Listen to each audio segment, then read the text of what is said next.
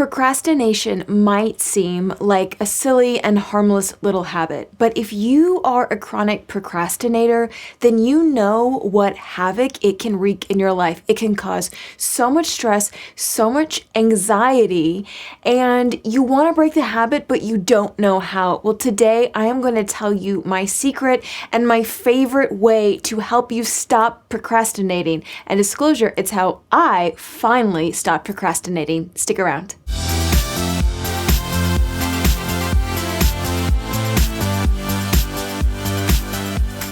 Hey y'all, welcome back. In case you are new here or we don't know each other, my name is Dr. Allison and I am a licensed clinical psychologist, and I've sort of made it my jam and my life mission to really simplify psychology. So to break down the science for you and teach you what I know as a psychologist to help you live a healthier and more meaningful life. Now, I will totally disclose that I am a recovering procrastinator. I don't think that's a real term, but you get the gist.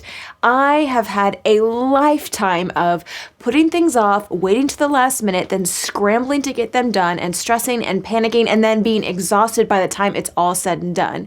And several years ago, I finally got to a place in my life where I was fed up with this pattern. So I really started to look at procrastination and the psychology behind it, and I have made a huge turnaround in my own life in breaking this cycle. Now, if you are a chronic procrastinator, then I know you know what I'm talking about.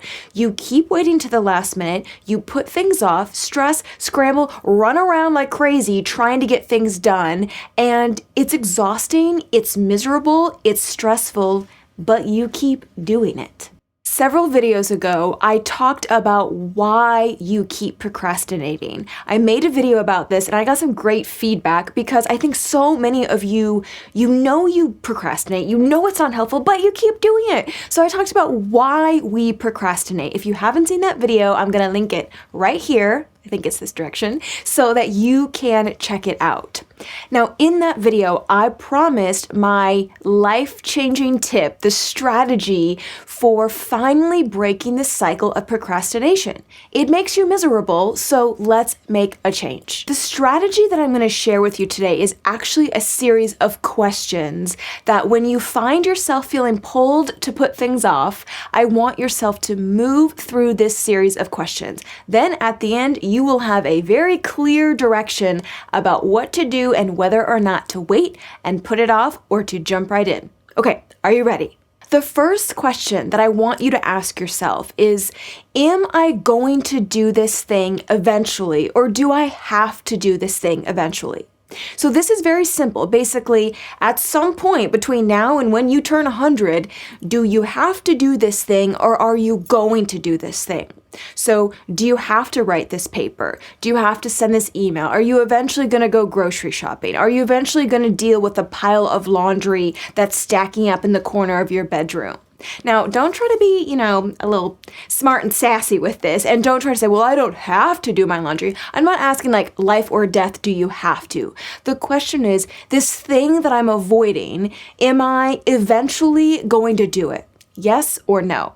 Now, if the answer is no, then I don't even know why we're talking about it. Like if this thing, you don't have to do it, you're not going to do it, it doesn't really matter in your life, then move on and do something else. But I'm guessing the answer to this question is going to be yes. I eventually have to go to the store, send this email, study for this exam. I'm going to do that. If the answer is yes, next question. The second question is, will this task get easier if I wait? Will this thing get easier if I wait? I want you to be crystal clear here. This question isn't asking, will it feel easier? Because your brain that's trying to procrastinate is going to convince you, oh my God, this will totally be easier if I wait. I'm asking, will it actually be easier if you wait? So that pile of laundry in the corner, is it going to get easier to do that load? Is the load magically going to shrink? Is there going to be little robots that do it for you? Is your exam going to become easier to study for? Is the stack of paperwork that you have piled up, is that actually going to be easier to go through if you put it off? That's the question. It's not about what you feel. I'm talking objectively. Will the task get easier if you put it off? If the answer is no, which is usually the answer, then time for the next question. The next question is, what are the negative consequences if I put this off and if I procrastinate? So I'm going to feel anxious. I'm probably going to be more stressed. I'm going to have to take more time to deal with this issue because then it will be bigger. I'll have less time to ask for help. I won't be able to have anyone look over my paper. I'm going to have to cram. I won't be able to get as much sleep. This is really about asking your brain to generate all the potential negative consequences of putting this thing off. And here's why this is important. When you're faced with a decision, right, you're in a moment of choice. Do I study for this exam or do I go hang out with my friends? In that moment, the positive consequences of avoiding or procrastinating, going to hang out with your friends, they're very real. They're almost tangible. They're in the moment. They're very emotional. I mean, that thing is like luring you in. But the negative consequences of procrastinating, the stress, the anxiety, the worry, the panic, those are far off, right? They're not in the moment. They're not as tangible as the positive consequences. So this question, what are the negative consequences if you continue to procrastinate? This is about helping you make an informed decision because those benefits of procrastinating, those are big and warm and fuzzy and right there in the moment.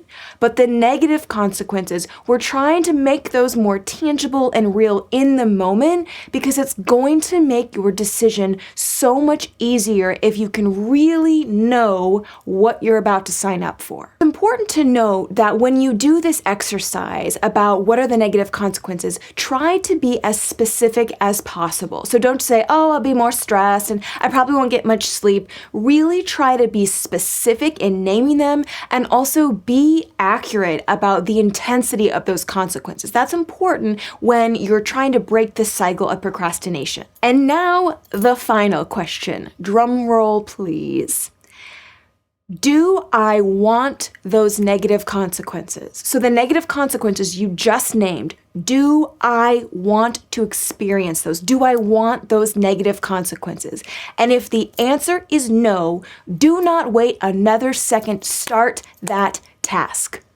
That's it. That last question. You just named all these negative consequences of procrastinating. Now the last question, do I want to experience those negative consequences? If the answer is no, go. Do not delay. No more procrastinating. Start that task immediately. At this point, you might be thinking, but Dr. Allison, I still don't want to do the task. Like, okay, that last question, I don't want the negative consequences. Ready, start, just do it. But I don't want to. Of course you don't want to. We're talking about an unpleasant task, right? Remember that previous video.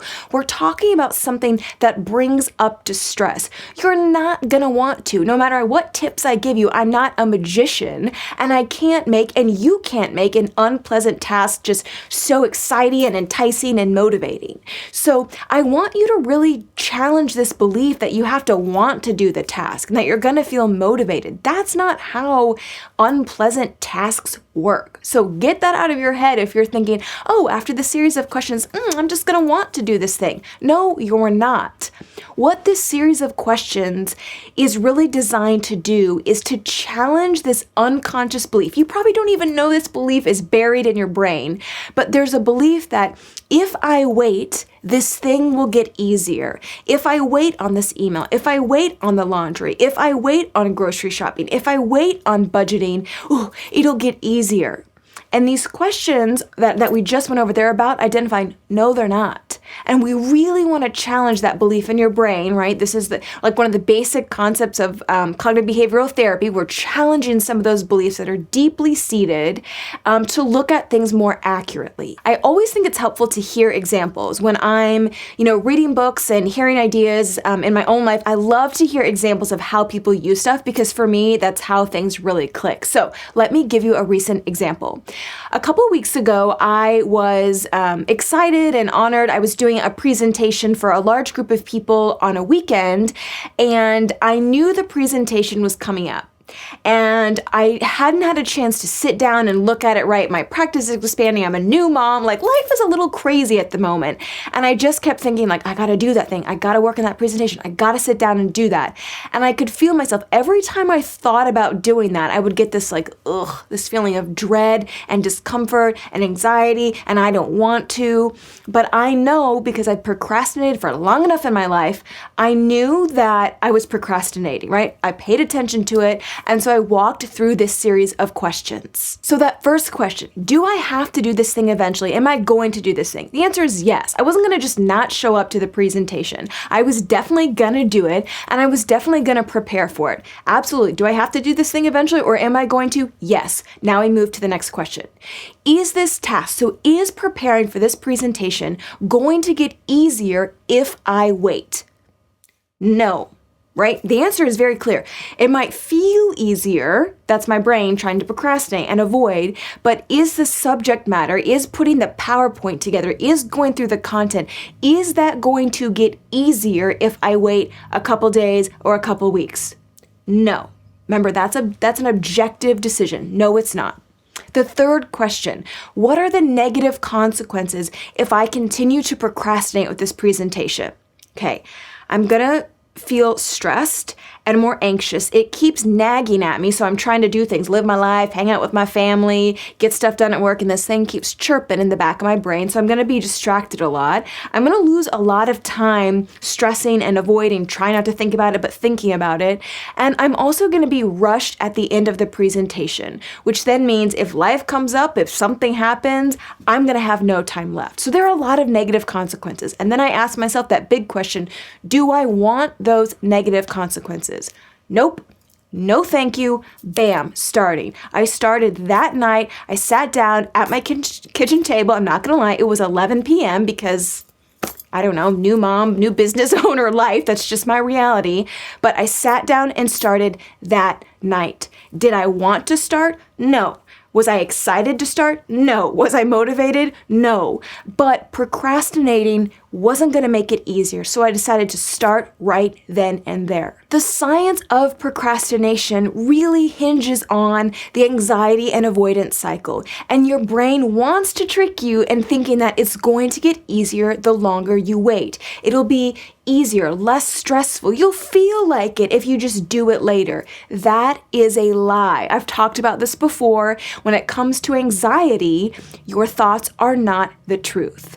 So if you are a chronic procrastinator, I want you to jot these 4 questions down. If you need to watch the video again to kind of think about them and use a recent example from your own life, get serious about walking through these questions, because I promise they will help you break this cycle of putting things off, avoiding, and then stressing out and becoming all anxious and frantic at the last minute.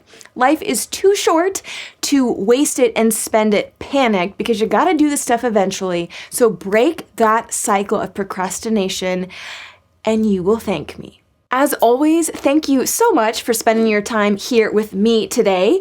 If you want more good stuff, you want more simplified psychology about mindfulness, anxiety, happiness, relationships, y'all, there is a ton that I do not share here on YouTube. It's over on my website, which is drallisonanswers.com, so go check it out.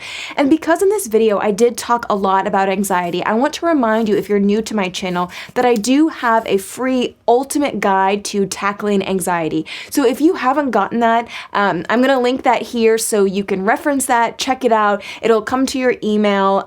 There's so much good stuff there. So if you procrastinate, you probably have a fair amount of anxiety woven into your life, and I think you would really benefit from this. So I will see you back for a brand new video shortly, and whatever you are putting off, stop, ask yourself those 4 questions, and do it now. Okay, bye-bye.